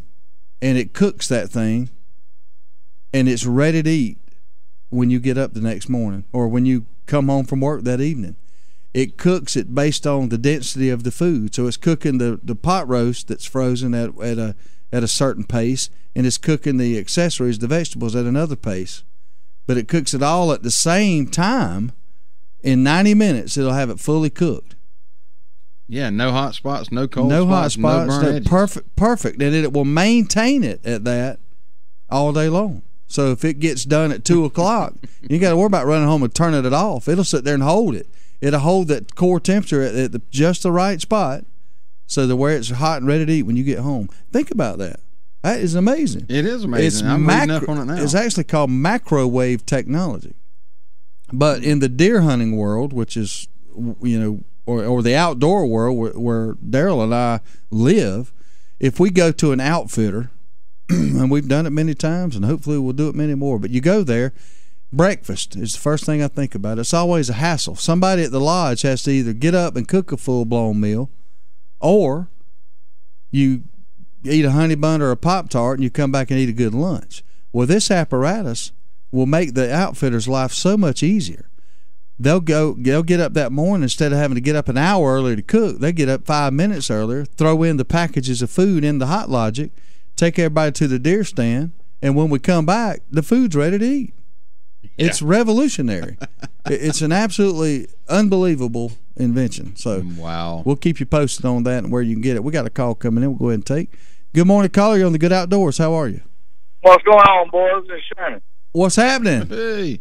Not much. Y'all talking about all this new wave stuff. I remember when you used to take a can of soup or stew or beanie weenies, put it on that old intake and let it warm it up. Oh, yeah. Old Sterno, you know what I'm talking about. That's right. Yep, beanie weenies, man. Beanie weenies and Vienna sausage. That was my thing. I could tear up some Vienna sausage over there. I still do. Yeah, that's some good stuff. It ain't good for you, but it's sure good when you're out there hungry. Oh, it's good for you until it kills you. Until it kills you, that's right. Won't bother you until it hurts you. Hey, they say everything good for you is really bad for you. That's exactly right, man. Yeah, you're right. You think back to the Coleman stove days too. We take that Coleman stove out there and heat up the beanie weenies or the little cans of soup or whatever. That was the good old days. I'll tell you what, I drive the old truck and I'll be riding around and I'll still take me something from beanie weenies or something. I open the hood of my truck and I'll set it on the intake there, and whenever I get where I go and it's ready to eat. Done it many times. Even stuff in tinfoil. I remember doing it lots growing up. It's funny you mentioned that driving a truck. One of the pitches on this Hot Logic thing, one of the little videos that they're marketing shows a truck driver plugging this Hot Logic thing in and letting it ride in the seat and taking it out and eating a baked potato and a T-bone. That's right. Well, I'll tell you what. I mean, times have changed so much. My old man, he's drove a truck since I was a little boy. I mean, I've been in the front seat of one of them trucks my whole life. Just to see some of the stuff that my dad has done. Yeah. Over the years, to eat hot food and stuff like that, especially in bad times and stuff. I'm telling you, boy, the stuff we got these days, I mean, they got microwaves. They got anything you need to go in that truck now. Yes, sir.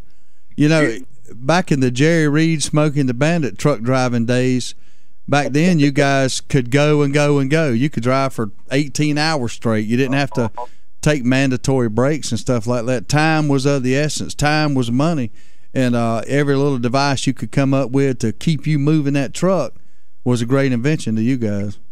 That's right. And now they got you on a timeline now. That the company I went with now, old Davis Transfer, I'm telling you, I ain't never went no electronic laws before. And that's what they own now. And when I started this company here, I was like, dang, I can sleep. How long can you drive continuously before you have to take a break? 11 hours, and they just can change it. Really? Gonna bring it down? Yeah, they talking about, I don't really and truly, man, I really ain't sat down and studied about what it's going to be. It's kind of getting, I mean, they really kind of starting to hurt us about it if they drop our drive time down because they're going to pick our rest time up, you know what I mean? Oh, yeah, no doubt. No doubt. But right now you can drive 11 continuous, and then how long you have to shut it down before you can pick back up? 10 hours. 10 hours. 11 to 10. Golly.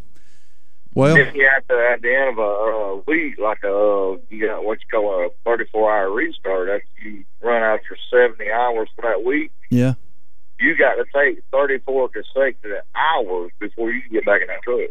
Good night. Making it harder and harder. Yeah. Yeah. Well, I understand. But you know what? I tell you what, there's one good thing about it, boys, is that lets me go fishing and hunt. Look at the bright side, baby. That's right. That's right. Appreciate you calling in this morning, man. Yeah, man. Y'all have a good day. Okay, thank you. Before we go, I want to say a special thank you to our truck drivers. Yes, because sir. Past two mornings in a row, I've actually counted from the Lake Park exit 5 to here at exit 18. And I've passed going south over 50 trucks. Yeah, I used to do that. Yeah, that's where I got it from. Was you keeps us awake coming in. Yes, sir.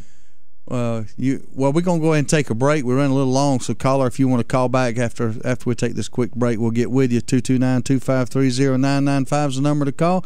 We'll be right back on the Good Outdoors. So Dawson, is Dad still ill about you calling him out on his shooting ability? I I don't think so, but I have seen him on the range a lot more lately. Dad always says practice makes perfect. That's what he says, but I don't think it works for adults. Why do you say that? Well, from the look of the scorecard, it's making it worse. Dawson, bring me some more shotgun shells. Okay, Dad.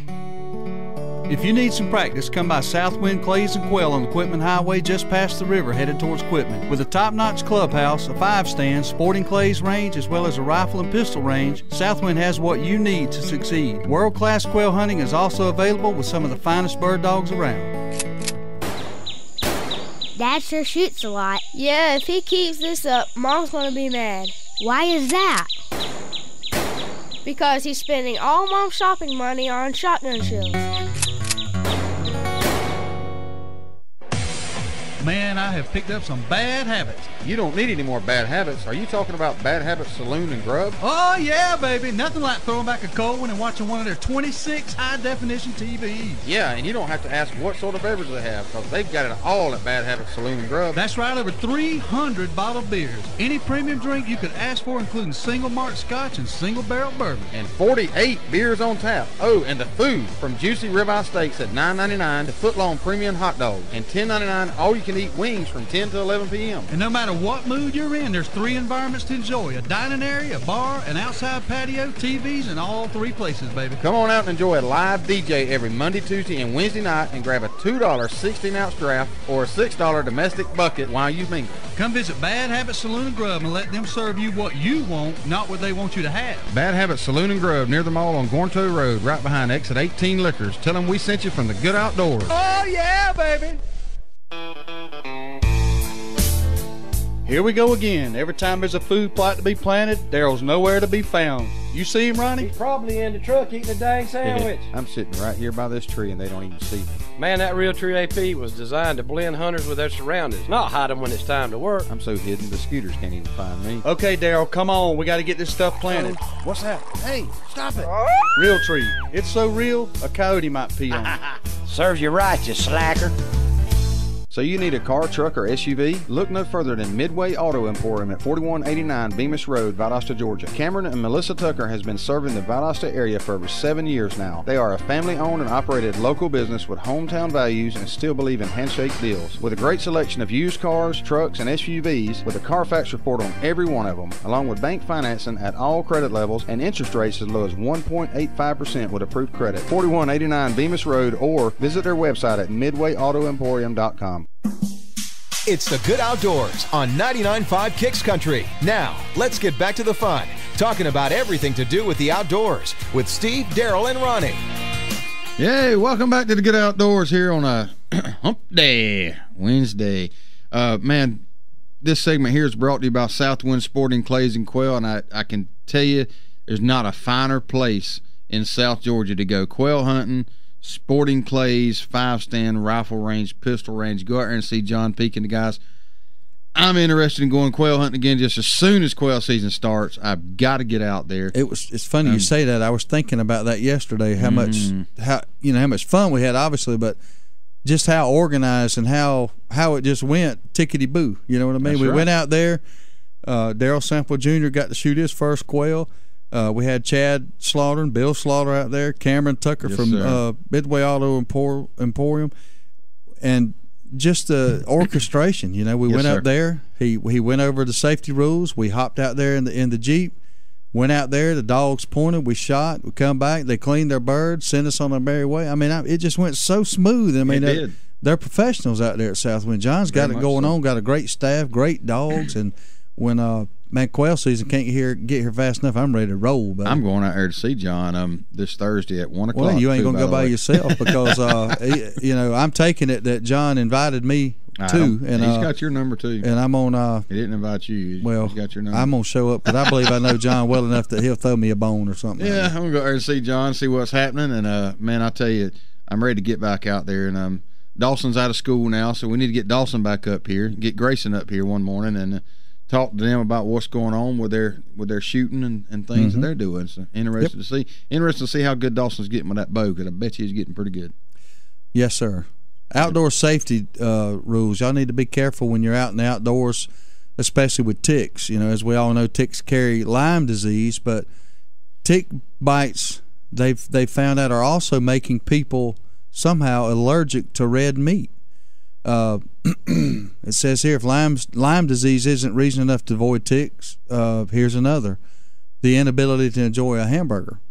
Odd as it seems, researchers say that bites from the voracious Lone Star tick are making some people allergic to red meat, even if they've never had a problem eating it before. That is crazy. Yeah. The allergic reactions range from vomiting and abdominal cramps to hives to anaphylaxis, which can lead to breathing difficulties and sometimes even death. And anaphylaxis, if you guys don't know what that is, that's the same thing that happens to some people who are allergic to bee stings. They go into anaphylactic shock, and they have to have an epinephrine shot to get them back. Airways start to clear up. That's right. So unlike most food allergies, the symptoms typically set in 3 to 6 hours after an affected person eats the beef or pork. So what happens if you get bit by this tick and it gives you this affliction, and you go up there and you eat a piece of beef, pork, or whatever it is, 3 to 6 hours later, you'll start suffering from the symptoms I described earlier. So be careful out there with the ticks. I mean, this is very disturbing. It's a huge problem. It says this doctor, a pediatric and adult allergist in East Hampton, New York, who says she knows of more than 70 cases and sees several more each week. So it's an up and coming thing. Really? Yeah. And she's trying to get the word out, but there's still a lot of people who don't know or believe it. But it is a fact. So this is the first I've heard of it. So ticks are bad in the outdoors, especially at certain times of the year and in certain conditions, like walking through a sawgrass field. Man, I've been eat up with ticks up hunting at Piedmont National Wildlife Refuge. Oh, I remember them up there, hitting them certain times. And there's certain times anywhere. Mm-hmm. It's just you can just walk through the outdoors and come out with ticks all over you. Yeah. And sometimes walk out there and not have the first one. That's right.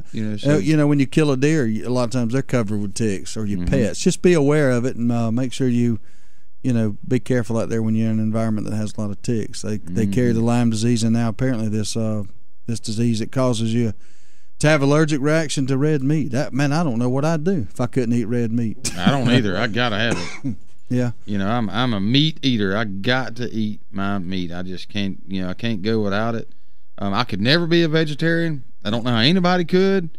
I think a vegetarian is probably somebody that just says they don't know how to hunt and fish.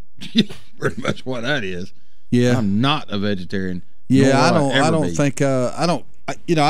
I think some vegetarians make that conscious decision, and it doesn't have anything to do with being an anti-hunter necessarily. They probably just don't hunt. They're not necessarily against it, but they think that they'll be healthier if they choose that path. And I ain't got no problem with that, but it's the person that chooses to be a vegetarian because they're an anti-hunter that's misinformed. Hey, oh yeah, you're right. I'm sorry. I just saw something. Pam Neesmith reminded me of something. She had a good point. What, she's bringing sausage tomorrow? No. What about well drillers, water wells? How long has that been around for the modern day well? We'll have to check that out. Yeah, we got a call coming in here. Good. Good morning, caller. You're on the Good Outdoors. How are you? Y'all were talking about fleas and ticks. Yeah. Yep. Mothballs will help keep fleas and ticks out of your yards too if you got pets. Well, that's a good tip. Mothballs. That is a fine tip. Wanda, appreciate you calling and sharing this with us. This is disturbing to find out about this disease that the ticks are spreading, and evidently it's just coming on pretty strong. Oh yeah, I'd die if I couldn't eat red meat. Yeah, me too. I gotta eat meat. I gotta have a hamburger and a steak every now and then. Mm-hmm. All right, just Appreciate wanted to share that tip because mothballs are cheap. Yep, that's right. Keep snakes away too. Thank you. Okay, thanks. All right, bye. 229-253-0995 is the number to call. We're in our wrap-up segment. Only got a few minutes left, so but feel free to call. We'll try to squeeze you in. We've talked about a lot of things this morning. Outdoor inventions. The most, I guess, the most important outdoor inventions out there. Been a lot of them. Things that have revolutionized the hunting and fishing industry, and just outdoors in general. Yep. There's lots of things out there. So many people now depend on a GPS when hunting, and think about fishing. They depend on it so many times, but a GPS was invented in the 90s, and so many people rely on it for hunting. Hey, let's take this call real quick. Good morning, caller. You're on the Good Outdoors. Yeah, Yeah, I want to know when they invented the best thing on earth, is buttermilk. I don't know. We could hang up on him. No, I'm just kidding. I don't know. You know, I will do a little research on that. I've been around longer than whiskey has. But it's like ochre. It ought to be against the daggum law. Oh, man, now you done start talking about something else. I ain't eat no slimy okra. I think the person that invented buttermilk, if he's still alive, we ought to hunt him down and burn him at the stake. Really? He just turned into buttermilk. Yeah, buttermilk's nasty. Yeah, if you want to, if you were wanting to kill somebody and dispose of the body, I believe you could stick them down in a 55-gallon drum of buttermilk, and they'd be gone in a day. No, that would preserve you forever. He no, that stuff's nasty. You probably eat fish too, don't you? Who, me? Yeah. Man, what you talking about? I'm high fish. I like fish too. My tail swishes just like a fish when I walk. I'd like to see that. That's how you attract women, ain't it? You ain't lying, boy. That did the trick. 10-4, man. Later on, kid. Y'all have a good day. Appreciate it. Yeah, I'd like to see him sashaying through Walmart with his tail swishing back and forth. That would be funny. Yeah, that would be funny there. Oh, man. Well, I guess I'll be spending my evening watching the Braves tonight because the basketball series is not on the night after the Spurs walloped the Miami Heat last night. So it'd be interesting to see Game 4, see what happens there. I see a restaurant here that they don't allow tips in. That's where we need to go. Shoot, yeah, I like that. Yeah, you probably. It's a New York City restaurant, so chances are I won't go. Oh yeah, so that's the way most of them do. You go to a lot of restaurants now, and they add the tip to the to the meal, so you can't get out of there without tipping. And I don't like that. You know why? Because I tip, and I do tip, but I tip on the service I'm provided. Yep. If I go to a buffet and all they do is take a plate out of the way and bring me some more sweet tea, you're really not going to get a whole lot of tip. If I go somewhere and you wait on my table and you do excellent, then yes, you will get some tip from me. Yeah, I don't never tip if it's a restaurant I ain't never going back to. I like to save my money. I got a good tip for y'all. Tune in tomorrow, the best tip available. Tune in tomorrow to the Good Outdoors where we'll have more talk. I've had a good time this morning. We will talk to everybody tomorrow. Going to get out of the way for Big Jim Morgan coming here and show us how a real radio show's done. Keep it on 99.5 and let Jim start your day. We'll see y'all tomorrow. You've been listening to The Good Outdoors on 99.5 Kicks Country with Steve, Darrell, and Ronnie. Join us every weekday at 4:30 when we'll do it again.